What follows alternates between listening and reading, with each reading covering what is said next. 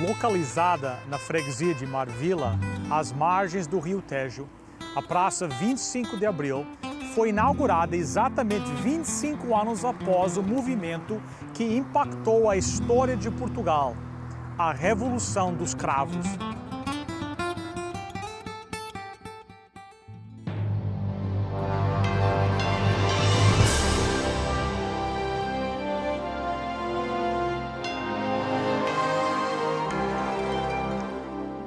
Venceu a prova do tempo.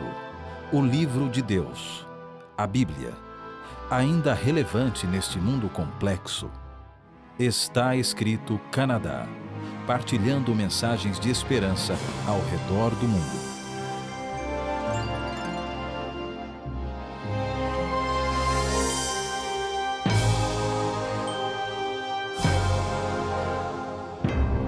Esta praça foi inaugurada no dia 25 de abril de 1999, em homenagem à Revolução que ocorreu no dia 25 de abril de 1974.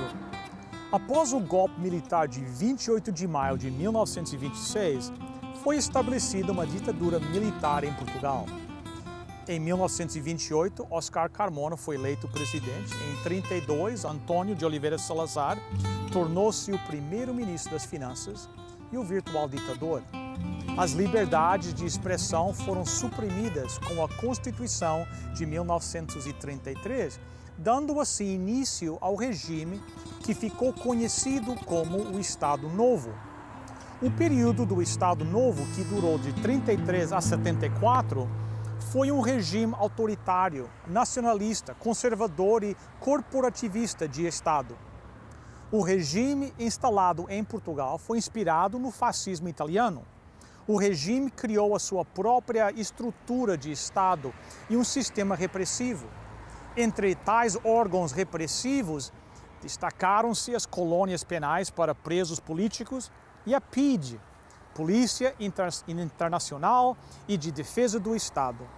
Em 1968, Salazar foi substituído por Marcelo Caetano, que tinha a intenção de ser um continuador das ideologias de Salazar. Porém, as guerrilhas nas colônias africanas, as pressões internacionais e internas, após mais de 40 anos de ditadura, enfraqueceram o governo, possibilitando uma revolução que foi teoricamente pacífica. Tal revolução foi liderada pelos oficiais intermediários da hierarquia militar, na sua maior parte, os capitães do movimento das Forças Armadas. Um capitão que exerceu um papel importante foi Salgueiro Maia. No dia 25 de abril de 74, explode a Revolução.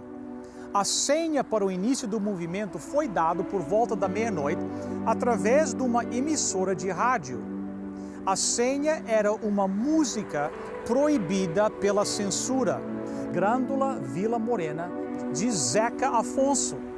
Os militares fizeram com que Marcelo Caetano fosse deposto. Como não houve a violência habitual das revoluções, o povo, nas ruas, ofereceu flores, cravos aos militares, que os puseram nos canos das armas. Por essa razão que a revolução ficou conhecida como a Revolução dos Cravos.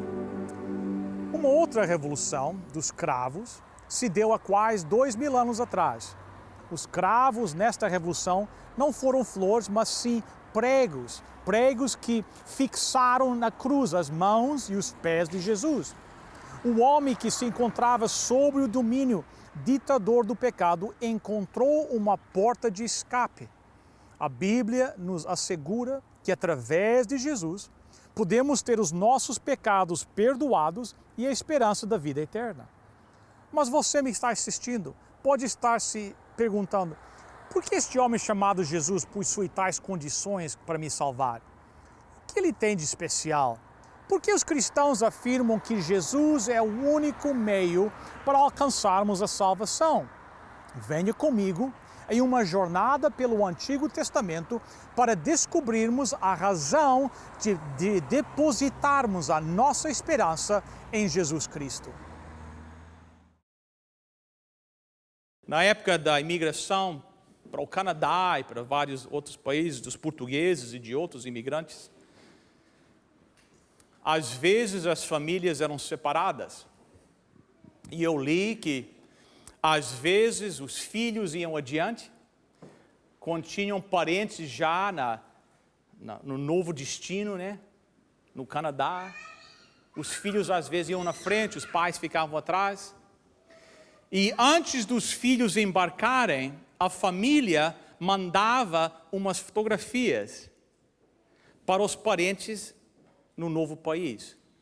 E o que é que eles faziam com isso? Eles pegavam essas fotos, eles sabiam o dia que o navio ia chegar. E a história diz que os imigrantes, recebendo os seus parentes, iam para o cais de foto na mão. E a tripulação do navio já sabia disso. Então, quando o navio vinha entrando para o cais, isso eles faziam lá em Halifax, do Canadá, muito. Os oficiais chamavam todas as crianças e colocavam as crianças assim junto ao corrimão do navio. E ao navio entrar assim no porto, se aproximar do cais, lá no cais estavam os parentes com as fotografias nas mãos. Eles olhavam para as fotos, olhavam para as crianças, olhavam para as fotos e diziam: oh, lá está ali, aquele ali, oh, aquele, é aquela.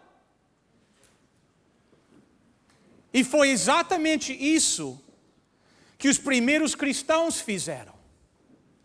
Eles olharam o que a Bíblia dizia profeticamente a respeito do Messias, e olharam para Jesus Cristo, e olharam para Jesus e a sua vida, e olharam para as Escrituras, e eles viram que Jesus de Nazaré cumpriu todos os detalhes, todos, do que as profecias bíblicas diziam a respeito do Messias. Quem sabe alguém está pensando, mas como é que você sabe isso? Vamos olhar a Bíblia. São João, capítulo 1, verso 45. Lá nós lemos o seguinte: Felipe foi procurar Nataniel e disse: achamos aquele a respeito de quem Moisés escreveu no livro da lei, e sobre quem os profetas também escreveram.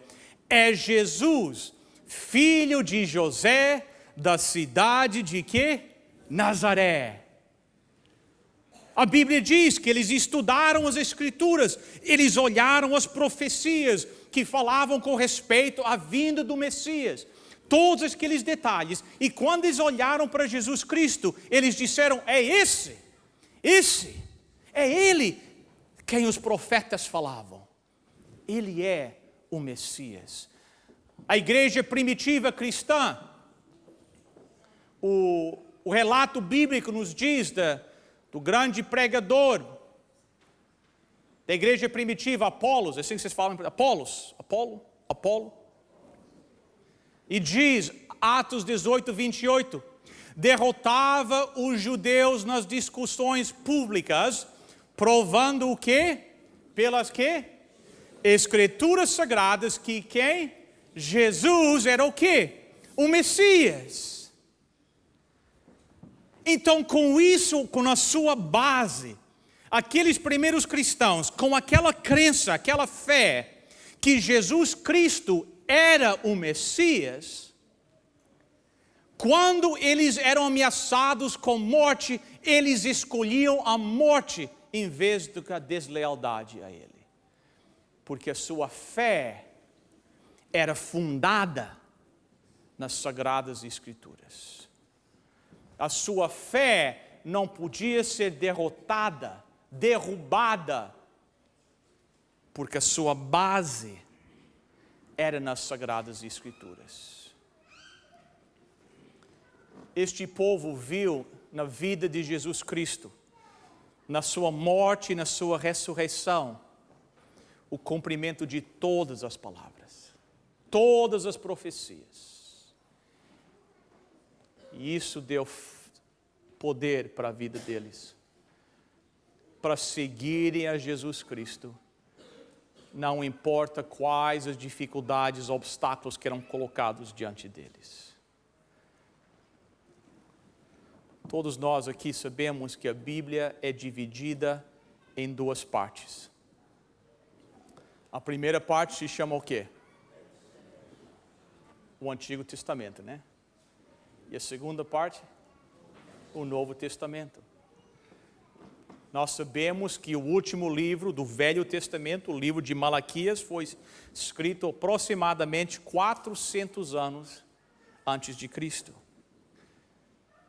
Quando nós estudamos a vida de alguém, nós costumamos começar com o nascimento dessa pessoa. Então, vamos começar com o nascimento de Jesus Cristo. Eu quero levar vocês a uma profecia no Velho Testamento. Vocês dizem, mas espera aí. Mas você não acabou de falar que o último livro do Velho Testamento foi escrito 400 anos antes de Jesus? Foi, exato. Mas existe uma profecia bíblica que foi escrita uns 710 anos antes que Cristo nasceu, que nos dizia aonde o Messias ia nascer. Miqueias capítulo 5, verso 2. O Senhor diz o quê? Vocês estão muito fracos, vocês não dormiram bem nesta noite, né? O Senhor diz, Belém Efrata, você é uma das menores cidades de Judá, mas do seu meio farei sair aquele que será o rei de Israel. Ele será descendente de uma família que começou em tempos antigos, num passado muito distante. Pense bem, de todas as milhares de vilas e de cidades, o dedo do profeta cai em cima de quê? Belém. O Messias, o profeta disse, vai nascer aonde? Em Belém. Então deixa eu ser bem claro para vocês desta manhã. Se Jesus Cristo não tivesse nascido em Belém, eu não seria um seguidor dele. Eu não ia colocar a minha esperança nele. Por quê? Porque ele seria o homem errado. Porque a Bíblia diz que existe uma restrição geográfica a quem é o Messias. O Messias tem que nascer aonde? Em Belém. E vamos falar um pouquinho a respeito do nascimento de Jesus em Belém. Porque Belém não era a terra dos seus pais. Qual era a terra deles? Nazaré. Então venham comigo a Nazaré. Você sabe que os meus pais são da Nazaré, né? Meu pai se chama o quê? Você sabe como meu pai se chama? José, de Nazaré. Você sabe qual é a profissão do meu pai? Carpinteiro. O nome da minha mãe? Maria Isabel. Só que esta é outra Nazaré, né? Na Palestina. E nós estamos lá caminhando por Nazaré, tempos passados. Estou passeando lá com o meu amigo Dr. Veriato. E eu viro para o Dr. Veriato e digo assim, nós vimos uma jovem, ela está grávida, ele é médico, né? E eu digo assim, Dr. Veriato, onde é que você acha que a criança dessa mulher, dessa jovem vai nascer? E aí ele, o Dr. Veriato, com aquele jeito dele, vai dizer, bem, na minha opinião médica, uma mulher, uma jovem nesse estado, não devia ir para nenhum lugar. Devia permanecer aqui.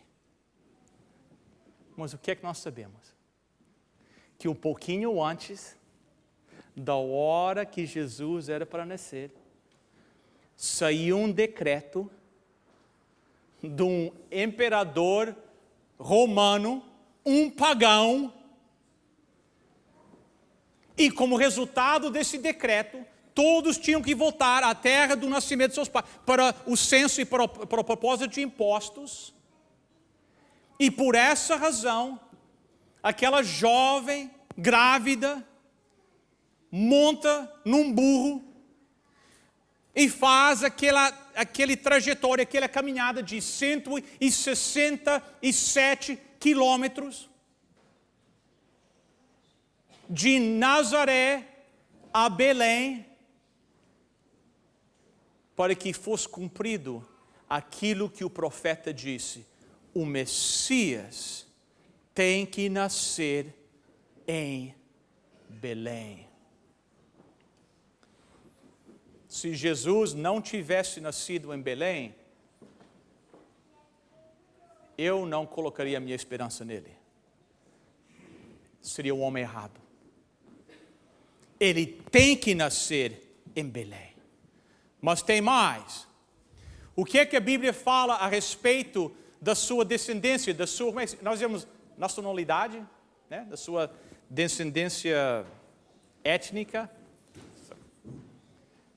No livro de Gênesis, no capítulo 49, no verso 10, nós lemos o seguinte, falando do Messias: o cetro não se arredará de quê? Judá, nem o bastão de entre os seus pés, até que venha, Siló, e a ele obedecerão os povos. A Bíblia diz que o Messias, quem é que tem um cetro? Quem é que usa um cetro? Um rei. O rei. Esse rei, o Messias. Você pergunta a um judeu até hoje, o que é que significa essa palavra Siló? Shiloh. Pergunta a um judeu hoje, ele disse que significa o Messias. Esse é o nome do Messias. É um dos nomes. A Bíblia diz que o Messias, que o rei, virá de que tribo? Ele será um judeu da tribo de quê? De Judá. A Bíblia diz que Jesus Cristo, chama Jesus Cristo várias vezes de quê? Do leão da tribo de Judá. Se Jesus Cristo não fosse um judeu da tribo de Judá, eu não colocaria a minha fé e esperança nele, porque seria um homem errado, porque os profetas disseram, ele tem que ser um judeu da tribo de Judá. O que é que a Bíblia diz a respeito da sua família? Isaías capítulo 7, verso 14, pois o Senhor mesmo lhes dará um sinal, o quê? A virgem que está grávida, leiam comigo, dará à luz um filho, e porá nele o nome de quê? Emanuel. A Bíblia diz que o Messias ia nascer de uma virgem. Uma virgem. Nós não vamos falar muito sobre o nascimento de Jesus, mas uma coisa eu sei. As Escrituras dizem, é interessante notar, que quando os inimigos de Jesus queriam o atacar, muitos deles chegavam e diziam, pelo menos nós conhecemos quem o nosso Pai é. E ao nós lermos isso, nós sabemos que havia algo estranho a respeito do seu nascimento. Algo fora do comum. Se Jesus Cristo não tivesse nascido de uma virgem, eu não ia acreditar nele. Ele não seria aquele em quem nós viemos depositar a nossa esperança e a nossa fé, porque ele seria o homem errado. Agora muitos dizem, bem, existe apenas uma pessoa que se diz ter nascido uma virgem, é Jesus. Pode ser, mas tem tantos detalhes mais. Eu quero abrir a Bíblia com vocês agora, quem sabe, um dos capítulos mais interessantes para mim em toda a Bíblia, capítulo 53 de Isaías. Um dia eu pedi a um amigo meu, judeu, que sentasse comigo e lesse o capítulo 53 de Isaías comigo. E ele leu todos os versículos em voz alta. E quando nós chegarmos ao final desse capítulo, eu virei para ele e disse: Mark, a quem se refere este capítulo? Ele disse para mim: eu não faço a mínima ideia. Eu lembrei, eu acho que foi Paulo que disse, cegueira, né? Blindness veio sobre Israel. No verso 7 do capítulo 53 de Isaías, nós lemos o seguinte: ele foi oprimido e humilhado, mas o quê? Não abriu a boca. Como cordeiro foi levado ao matadouro, e como ovelha muda perante os seus tosqueadores, ele, o que leem comigo? Ele não abriu a boca. Deixa eu falar para vocês, não tem nada de errado de ler as escrituras em voz alta na igreja. Ok? Não se preocupem. Eu sou um pastor, eu estou dizendo que não tem problema. Vocês podem ler em voz alta. Não se preocupem, não é pecado. Tá bom? Vamos comparar com aquilo que realmente aconteceu, relatado nos evangelhos. Evangelho de São Mateus, capítulo 26, começando no verso 62. E levantando-se o sumo sacerdote, perguntou a Jesus: nada respondes a que esses depõem contra ti? Leem comigo. Jesus, porém, guardou silêncio. E o sumo sacerdote lhe disse: eu te conjuro pelo Deus vivo, que nos digas se tu és o Cristo, o Filho de Deus. A Bíblia diz que Jesus não abriu a boca. Se Jesus, quando enfrentando aquele tribunal, se Jesus tivesse se defendido de maneira assim rigorosa, agressiva, com paixão, se Jesus tivesse falado alguma coisa, eu não ia acreditar nele, eu não colocaria minha esperança nele. Por quê? Porque ele seria o homem errado, porque os profetas disseram que o Messias falará o quê? Nada. Nada. Jesus Cristo preenche todos os detalhes. Verso 9: e puseram a sua sepultura com quem? Com os ímpios. E com quem? O rico na sua morte. Ainda que nunca cometeu injustiça, nem houve engano na sua boca. Todos nós sabemos que Jesus Cristo morreu numa cruz entre dois quê? Ladrões. Se Jesus Cristo não tivesse morrido entre dois ladrões, eu não ia ser um seguidor dele. Por quê? Porque ele seria um homem errado. Porque o profeta disse o quê? Ele morre com os ímpios. Mas vejam, tem outro detalhe. Tem outro detalhe aqui.